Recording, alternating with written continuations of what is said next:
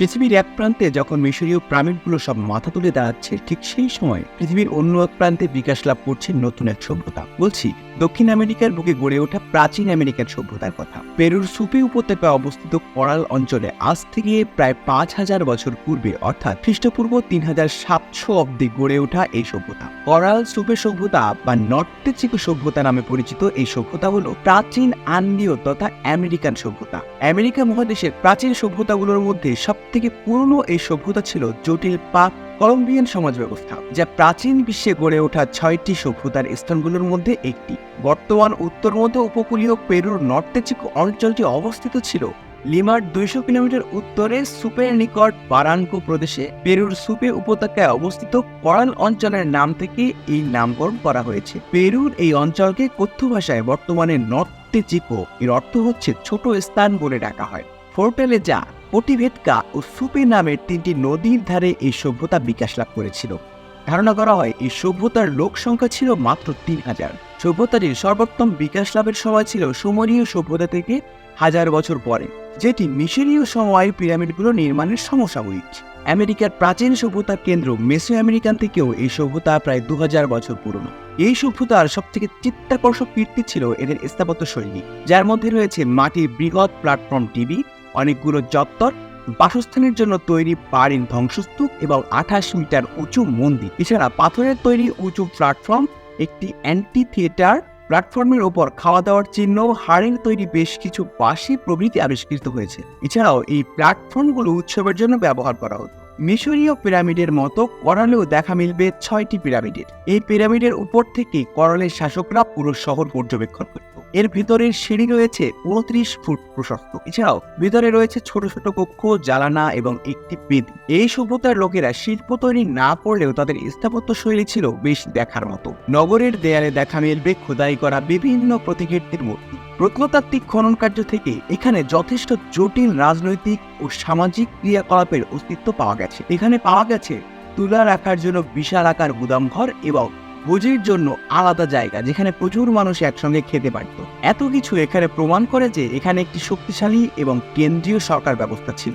এখানকার সভ্যতার মানুষ ধাতুর ব্যবহার জানত না, এমনকি মৃৎপাত্র তৈরি বা এর ব্যবহার কোনো নিদর্শনই খুঁজে পাওয়া যায়নি এখানে। এছাড়া অন্যান্য সভ্যতা যেখানে বিভিন্ন শিল্প এবং শৈল্পিক জিনিসপত্র পাওয়া গেছে, এখানে তেমন উল্লেখযোগ্য কিছু পাওয়া যায়নি। তবে এখানে পাওয়া গেছে কুইপু, যা সুতার তৈরি এবং হিসাব রাখার জন্য এটি ব্যবহার করা হতো। এগুলোতে গিট দিয়ে সংখ্যাভিত্তিক হিসাব রাখার প্রমাণ মেলে। পরবর্তীতে ইনকা সভ্যতার লোকেরা এটি ব্যবহার করত। প্রত্নতাত্ত্বিক বিশ্লেষক থেকে ধারণা করা যায় করাল সভ্যতার ধর্মের স্থান ছিল খুবই গুরুত্বপূর্ণ।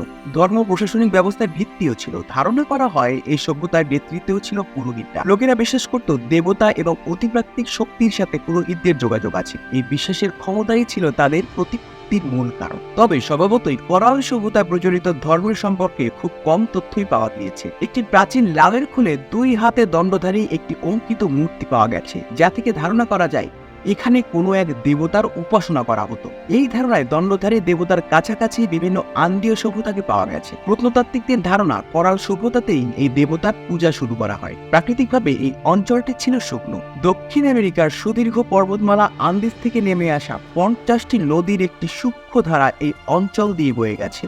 ফলে এসব নদী তীরে প্রতিষ্ঠিত হয় এই সভ্যতা। তাই স্বাভাবিকভাবেই করাল সভ্যতাতেও কৃষি প্রধান অর্থনীতি ছিল। তবে ফসল চাষের পরিবর্তে এই সভ্যতার লোকেরা চাষ করত তুলা, আর সেই তুলা থেকে তৈরি করা হতো সুতা, এবং সেই সুতা থেকেই তারা মাছ ধরার জাল প্রস্তুত করত। আর এসব কারণেই এখানে নদীমাতৃক সমাজ ব্যবস্থা গড়ে উঠেছিল। প্রধানত প্রাচীন সভ্যতাগুলোকে যুদ্ধ বিগ্রহের আলামত দেখা যায়, তবে এই সভ্যতায় যুদ্ধে কোনো আলামত পাওয়া যায়নি। তাই ধারণা করা হয় এই সভ্যতার মানুষ ছিল শান্তিপ্রিয়। আবার এই সভ্যতার শহরগুলো পবিত্র হিসেবেও বিবেচনা করা হতো, তাই এখানে সাধারণত যুদ্ধ বিগ্রহ ছিল না। প্রায় ২০০০ বছর সগৌরবে টিকে থাকার পর অবশেষে ১৮০০ খ্রিস্টপূর্বাব্দে এটির পতন ঘটে। ধারণা করা হয় ভূমিকম্প বা এমন কোনো প্রাকৃতিক বিপর্যয়ের মুখে পড়ে এই সভ্যতাটি বিনষ্ট হয়ে যায়। আবার আরেকটি মত অনুসারে উপকূলীয় অঞ্চল বরাবর উত্তরে, দক্ষিণে ও পূর্ব আন্দিজ পর্বতমালার উচ্চভূমিতে এই সময় আরো শক্তিশালী নগরীর উত্থান ঘটে।